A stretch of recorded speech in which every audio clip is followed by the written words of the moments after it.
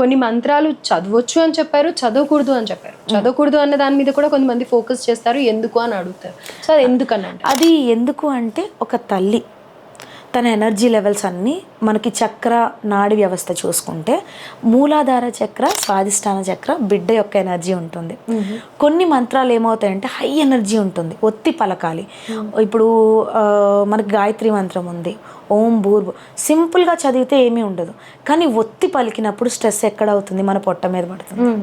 అంత స్ట్రెస్ పడటం అనేది మంచిది కాదు. అంత స్ట్రెస్గా ఒత్తి పలకాల్సిన అవసరం కూడా లేదు.